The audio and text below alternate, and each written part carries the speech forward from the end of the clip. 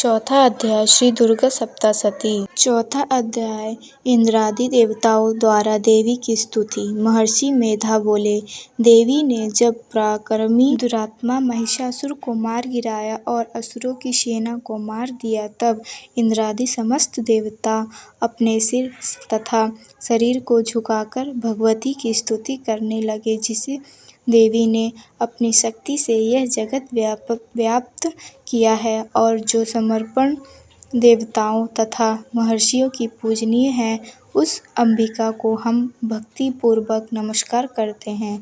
वह अब सबका कल्याण करे। जिस अतुल प्रभाव और बल का वर्णन भगवान विष्णु, शंकर और ब्रह्मा जी भी नहीं कर सके, वही चंडिका देवी इस संपूर्ण जगत का पालन करे और अशुभ भय का नाश करे। पुण्यात्माओं के घरों में तुम स्वयं लक्ष्मी रूप हो और पापियों के घरों में तुम अलक्ष्मी रूप हो, और सत्कुल में उत्पन्न होने वालों के लिए तुम लज्जा रूप होकर उनके घरों में निवास करती हो।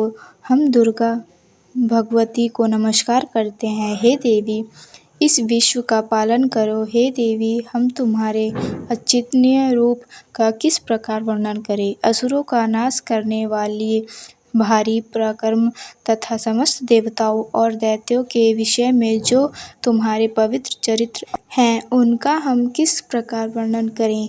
हे देवी, त्रिगुण आत्मिका होने पर भी तुम संपूर्ण जगत की उत्पत्ति का कारण हो। हे देवी, भगवान विष्णु, शंकर आदि किसी भी देवता ने तुम्हारा पार नहीं पाया। तुम सबकी आश्रय हो। यह संपूर्ण जगत तुम्हारा ही अंश रूप है, क्योंकि तुम सबकी आदिभूत प्रकृति हो। हे देवी, तुम्हारे जिस नाम के उच्चारण से संपूर्ण यज्ञों में सब देवता तृप्त लाभ करते हैं, वह स्वाहा तुम ही हो। इसके अतिरिक्त तुम पितरों की तृप्ति का कारण हो, इसलिए सब आपको स्वाहा कहते हैं। हे देवी, वह विद्या जो मोक्ष को देने वाली है, जो अचिंत्य महाज्ञान स्वरूपा है, तत्वों के सार को वश में करने वाले, संपूर्ण दोषों को दूर करने वाले, मोक्ष की इच्छा वाले मुनिजन जिसका अभ्यास करते हैं, वह तुम ही हो।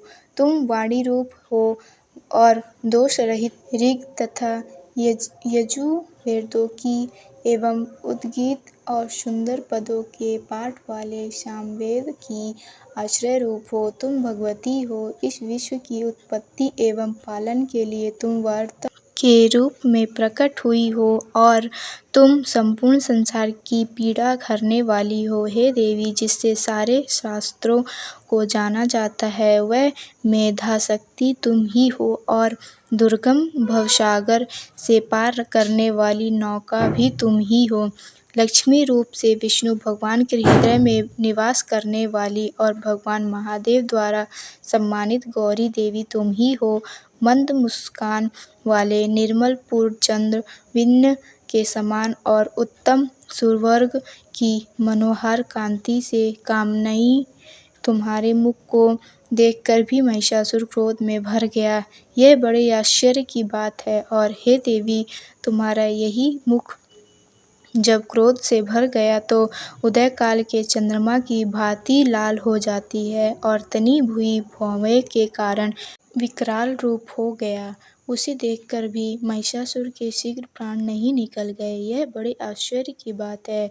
आपके कुपित मुख के दर्शन करने वाल भला कौन जीवित रह सकता है। हे देवी, तुम हमारे कल्याण के लिए प्रसन्न हो।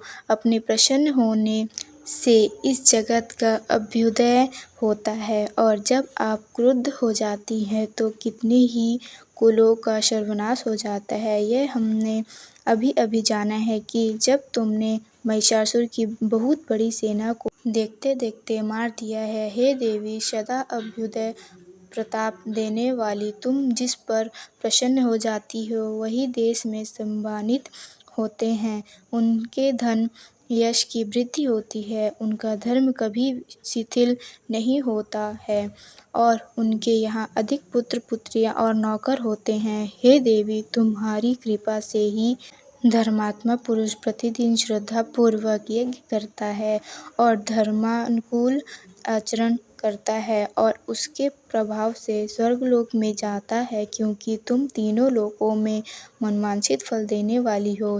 हे माँ दुर्गे, तुम स्मरण करने पर संपूर्ण जीवों के भय नष्ट कर देती हो और स्थिर चित्त वालों के द्वारा चिंतन करने पर उन्हें और अत्यंत मंगल देती हो। हे दारिद्र दुख नाशिनी देवी, तुम्हारे सिवा दूसरा कौन है? तुम्हारा चित्त सदा तुम दूसरों के उपकार में लगा रहता है। हे देवी, तुम शत्रुओं के इसलिए मारती हो कि उनके मारने से दूसरों को सुख मिलता है। वह चाहे नरक में जाने के लिए निरकाल तक पाप करते रहे हो, किंतु तुम्हारे साथ युद्ध करके सीधे स्वर्ग को जाए, इसलिए तुम उनका वध करती हो। हे देवी, क्या तुम दृष्टोपात मात्र से समस्त असुरों को भस्म नहीं कर सकती?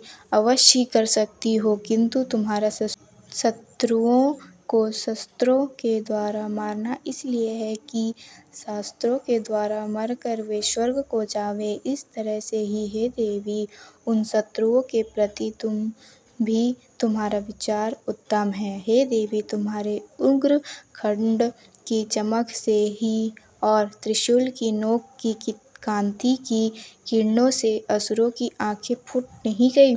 उसका कारण यह था कि वे किरणें से शोभायमान तुम्हारे चंद्रमा के समान आनंद प्रदान करने वाले सुंदर मुख को देख रहे थे। हे देवी, तुम्हारा शील बुरे वृत्तांत को दूर करने वाला है और सबके अधिक तुम्हारा रूप है, जो न तो कभी चिंतन में आ सकता है और न जिसकी दूसरों से कभी तुलना ही हो सकती है।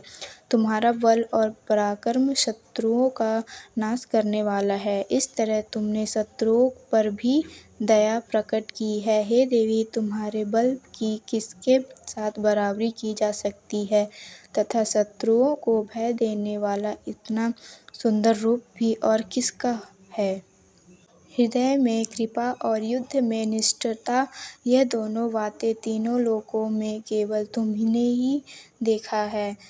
हे माता, युद्ध भूमि में शत्रुओं को मारकर तुमने उन्हें स्वर्गलोक में पहुंचाया है। इस तरह तीनों लोकों की तुमने रक्षा की है तथा उन उत्तम असुरों को जो हमें भय था, उसको भी तुमने दूर किया है। तुमको हमारा नमस्कार है। हे देवी, तुम शूल तथा खड्ग से हमारी रक्षा करो तथा घंटे की ध्वनि और धनुष की टंकोर से भी हमारी रक्षा करो। हे चंडिके, आप अपने त्रिशूल को घुमाकर पूर्व, पश्चिम, उत्तर और दक्षिण दिशा में हमारी रक्षा करो। तीनों लोकों में जो तुम्हारे सौम्य रूप है तथा घोर रूप है, उनसे हमारी रक्षा करो तथा इस पृथ्वी की रक्षा करो। हे अम्बिके, आपके कर पल्लों में जो खड्ग, शूल और गदा आदि शस्त्र शोभा पा रहे हैं, उनसे हमारी रक्षा करो।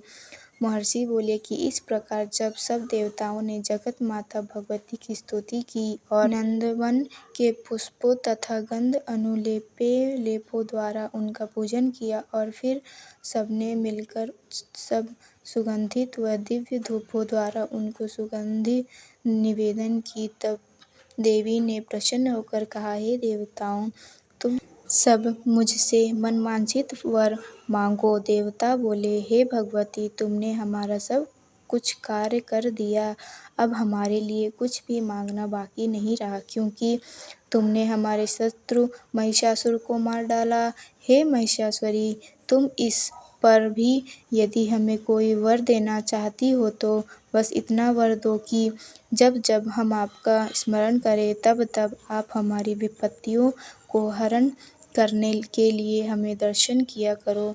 हे अम्बिके, जो कोई भी तुम्हारी स्तुति करे, तुम उनको वित्त, समृद्धि और वैभव देने के साथ ही उनके धन और स्त्री आदि संपत्ति बढ़ावे और सदा हम पर प्रसन्न रहे। महर्षि बोले, हे राजन, देवताओं ने जब जगत के लिए तथा अपने लिए इस प्रकार प्रश्न किया तो बस तथास्तु कहकर देवी अंतर्ध्यान हो गईं। हे भूप जिस प्रकार तीनों लोकों का हित चाहने वाली ये भगवती देवताओं के शरीर से उत्पन्न हुई थी, वह सारा वृत्तांत मैंने तुझसे कह दिया है। और इसके पश्चात दुष्ट असुरों तथा शुभ निशुंभ का वध करने और सब लोगों की रक्षा करने के लिए जिस प्रकार गौरी देवी के शरीर से उत्पन्न हुई थी, वह सारा वृत्तांत मैं यथावत वर्णन करता हूँ। बोलिए दुर्गे माता की जय।